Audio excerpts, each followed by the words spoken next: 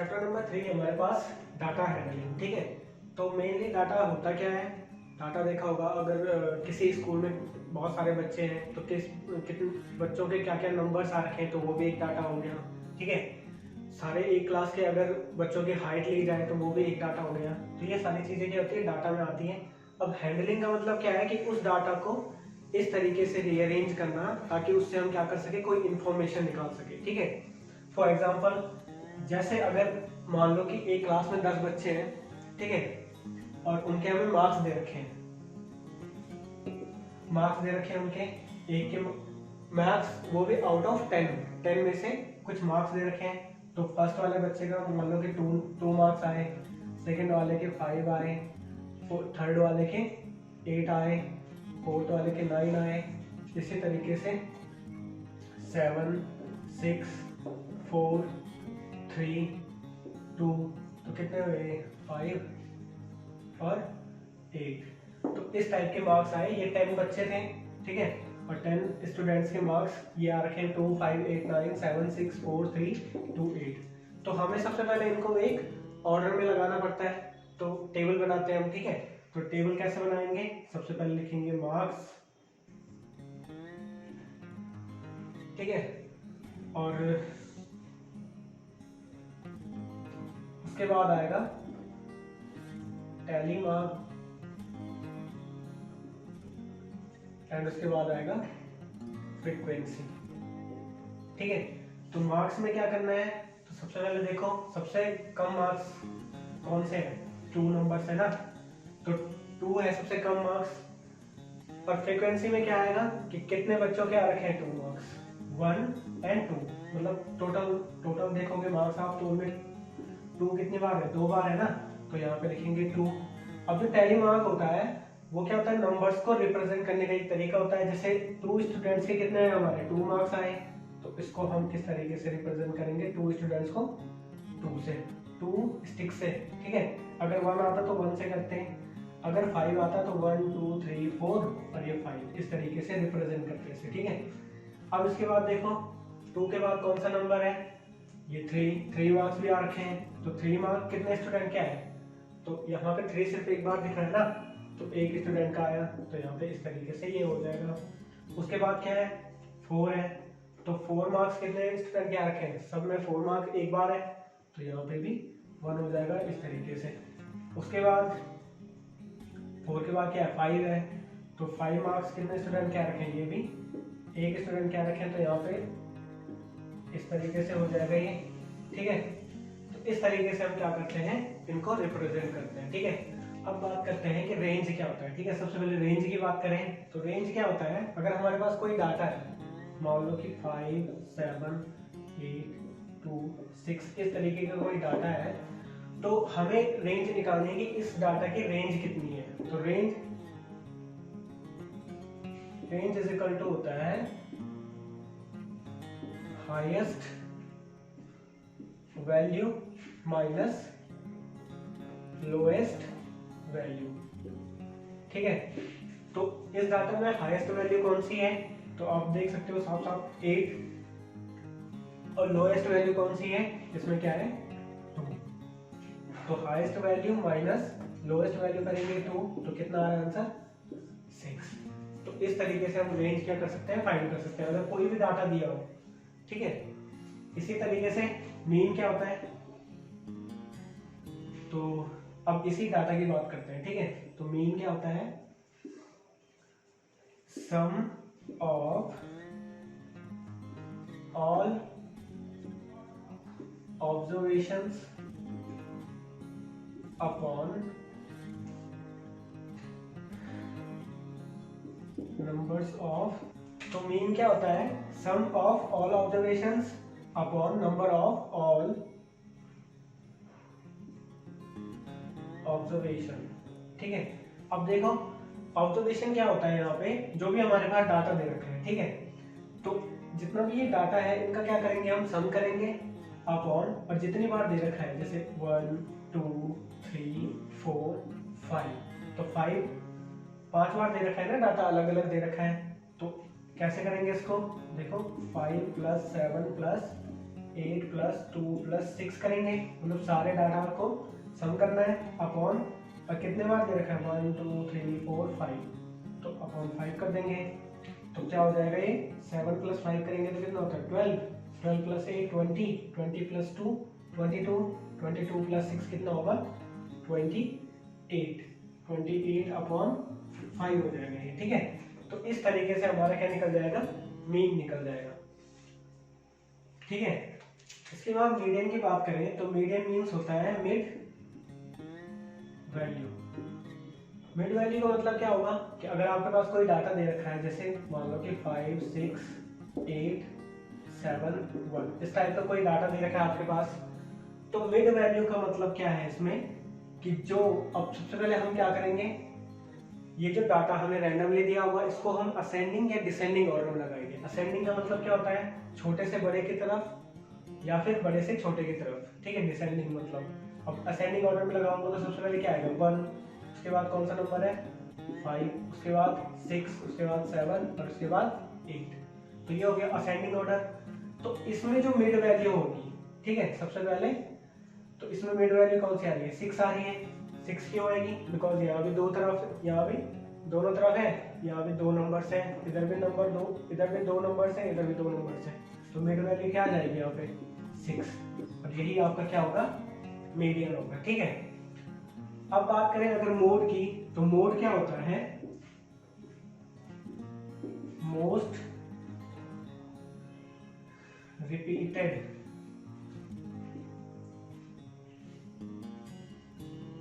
Data, ठीक है।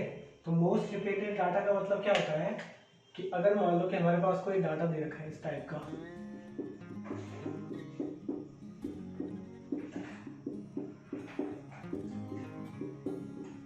ठीक है, तो इस टाइप का अगर हमारे पास कोई डाटा दे रखा है, हमें उसमें देखना है कि सबसे ज्यादा बार कौन सा डाटा क्या हो रखा है हमारा रिपीट हो रखा है। तो यहाँ पे देखेंगे 2 कितनी बार है 1 2, तो 2 कितने टाइम्स आ रखा है यहाँ पे 2 टाइम्स।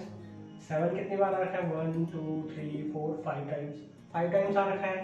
उसके बाद 4 देखेंगे तो 1 टाइम्स है, 8 भी 1 टाइम है, 6 भी 1 टाइम है। तो सबसे ज्यादा बार कौन सा आया 7 आ रखा है ना, तो यही हमारा क्या हो गया मोड हो गया। तो 7 इज मोड, ठीक है, बिकॉज 7 क्या हो रखा है 5 टाइम्स रिपीट हो रखा है यहाँ पे। तो ये हो गया हमारे पास रेंज, मीन, मीडियन और मोड। इसके बाद नेक्स्ट टॉपिक देखते हैं। इसके बाद है हमारे पास इंट्रोडक्शन में बार ग्राफ, ठीक है।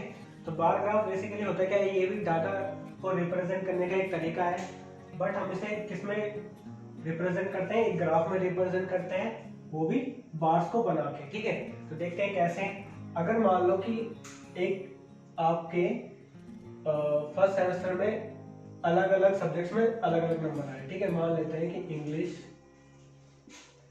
इंग्लिश मैथ साइंस, ठीक है, तीन ही का लेते हैं फिलहाल।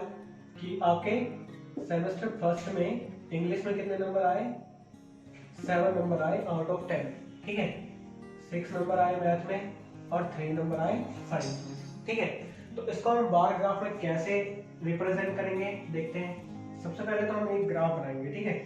इस तरीके का एक ग्राफ बनाएंगे, ये y एक्सिस है, ये है x एक्सिस, ठीक है। तो इस तरफ हम दिखा देंगे subjects English math and science, और इस तरफ हम दिखा देंगे 1 2 3 4 5 6 7 8 9 एंड 10। तो 10 नंबर्स है हमारे पास, 10 नंबर्स में से दे रखे हैं ना वो, तो 10 नंबर्स तक हमने क्या कर दिया यहाँ पे, इधर मार्क्स दिखा दिए, ठीक है। इधर सब्जेक्ट्स इधर मार्क्स। तो अब देखो सबसे पहले इंग्लिश में कितने मार्क्स है हमारे पास 7, ठीक है। तो 7 मार्क्स 7 यहाँ पे आ रहे हैं, तो इंग्लिश में है। इस तरीके का ये क्या करेंगे हम यहाँ पे बार बना देंगे, ठीक है। तो ये बार क्या रिप्रेजेंट कर रहा है कि इंग्लिश में इसके मार्क्स कितने हैं 7। इसी तरीके से मैथ्स वाला देखेंगे तो मैथ्स में कितने 6, तो 6 के सामने यहाँ पे मैथ्स है, तो ये इस टाइप से यहाँ पे एक बार बन जाएगा जो कि क्या करेगा मैथ्स के नंबर को शो कर रहा है यहाँ पे। इसी टाइप से साइंस वाला देखेंगे तो 3 है, तो 3 कहाँ पे है यहाँ पे, ये है ना यहाँ पे। इस टाइप से हम क्या करेंगे साइंस के मार्क्स को रिप्रेजेंट कर सकते हैं, ठीक है। तो ये तो हो गया सिंगल बार ग्राफ, बिकॉज इसमें क्या हो रहा है, सिंगल बार बन रहा है ना, हर सब्जेक्ट्स के लिए सिंगल सिंगल बार बन रहे हैं। अगर मैं आपको बोलूं कि अब ये तो सेमेस्टर फर्स्ट की बात हो रही थी कि सेमेस्टर फर्स्ट में कितने मार्क्स आए, इतने आए जितने यहाँ पे दे रखे हैं। अब मैं बात करूं सेमेस्टर 2 में इंग्लिश में आते हैं 6 मार्क्स, मैथ में आते हैं 8 और साइंस में आते हैं 9 मार्क्स। तो इसको अब देखो, इसको हम क्या कर सकते हैं, इसी के साथ रिप्रेजेंट कर सकते हैं। तो जब हम इसको इसके साथ रिप्रेजेंट करेंगे डबल बार ग्राफ बना के, तो ये देखो ये सेमेस्टर फर्स्ट के लिए शो कर रहे थे, ठीक है, ये सेमेस्टर फर्स्ट है। अब सेमेस्टर सेकंड के लिए देखो इंग्लिश में कितने मार्क्स है 6, तो ये 6 यहाँ पे है। तो इसी के साथ हम क्या करेंगे, जो इंग्लिश वाले सेमेस्टर फर्स्ट के नंबर है इसी के साथ हम इस तरीके से एक और बार ग्राफ को बार को ज्वाइन कर देंगे, ठीक है, जो कि क्या करेगा सेमेस्टर 2 के मार्क्स को रिप्रेजेंट करेगा, ठीक है। वैसे ही यहाँ पे करेंगे कि मैथ में कितने हैं 8 है, तो 8 कहाँ पे यहाँ पे, तो इस तरीके से मैथ के नंबर हम यहाँ पे रिप्रेजेंट कर सकते हैं सेमेस्टर 2 के। इसी तरीके से यहाँ पे 9 है साइंस के, तो 9 कहाँ पे हो जाएगा, ये देखो यहाँ पे इस तरीके से ये आ जाएगा, ठीक है, इस तरीके से आ जाएगा ये 9 मार्क्स, ठीक है। तो ये हो गया डबल बार ग्राफ। तो सिंगल बार ग्राफ इससे पहले जो था वो सिंगल बार ग्राफ था, ये डबल बार ग्राफ है, ठीक है। अब नेक्स्ट टॉपिक पे चलते हैं। इसके बाद हमारे पास प्रोबेबिलिटी, ठीक है। तो प्रोबेबिलिटी क्या होता है, किसी भी चीज के होने का जो चांसेस होता है। जैसे अगर मान लो कि मैंने कह दिया कि आज बारिश हो सकती है, तो it is a chances to rain, ठीक है। तो इसलिए जो भी चांसेस होते हैं उनको हम क्या कहते हैं, प्रोबेबिलिटी कहते हैं। जैसे अगर मान लो कि मैंने एक कॉइन को क्या करता हूँ, उछालता हूँ, तो उसमें क्या क्या चांसेस है कि हेड आ जाए, ठीक है, और टेल भी आ सकता है। तो 2 चांसेस है ना यहाँ पे, हेड भी आ सकता है, टेल भी आ सकता है। तो ये क्या हो गई, हमारी प्रोबेबिलिटी हो जाएगी, ठीक है। अगर मैं आपको कहूँ कि हेड आने के चांसेस क्या क्या है, तो सबसे प्रोबेबिलिटी का फॉर्मूला होता है probability is equals to number of favourable outcome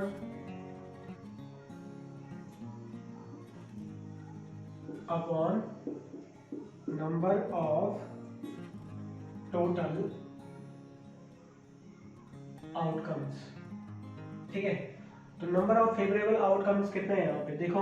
अगर मैं बोलूं कि हेड आने के चांसेस क्या है, हेड आने की प्रोबेबिलिटी क्या है, तो एक कॉइन में सिर्फ 2 ही पोर्शन होते हैं ना, एक हेड होता है एक टेल होता है। तो अगर मैं हेड की बात करूं तो हमें कौन सा चाहिए, हमें किसके लिए बताना है, हेड के लिए बताना है। तो यहाँ पे ये 1 हो जाएगा, ठीक है। तो नंबर ऑफ फेवरेबल आउटकम का क्या हो जाएगा 1, और टोटल आउटकम्स कितने हैं, टोटल क्या आ सकता है, या तो हेड आएगा या टेल आएगा, इन दोनों में से एक आएगा ना, मतलब 2 में से एक आएगा। तो टोटल आउटकम्स क्या हो सकते हैं 2। तो क्या हो जाएगी, हेड आने की प्रोबेबिलिटी क्या हो जाएगी 1/2। इसी तरीके से अगर मैं एक डाइस की बात करूं, डाइस में क्या कितने, अगर एक बार हम एक डाइस को थ्रो करते हैं तो इन नंबर्स में से कुछ आएगा, ठीक है, इन नंबर्स में से कुछ आएगा ना। और अगर मैं आपको बोलूं कि 4 आने की प्रोबेबिलिटी क्या है, तो 4 एक बार उछालने पे कितने 4 आएगा। तो 4 आने की प्रोबेबिलिटी क्या हो जाएगी, 4 कितना है, मतलब नंबर ऑफ फेवरेबल आउटकम्स कितना है 1 है, ठीक है, 1 है ना, बिकॉज अगर हम उछालेंगे 4 वहां पे आएगा तो वो एक ही बार तो आएगा 4, ठीक है। और टोटल आउटकम्स कितना है 1 2 3 4 5 6 आउटकम्स है। तो 4 आने की प्रोबेबिलिटी क्या हो जाएगी 1/6। इस तरीके से हम क्या करेंगे, प्रोबेबिलिटी वाले क्वेश्चंस को करेंगे। अब एक्सरसाइज पे चलते हैं।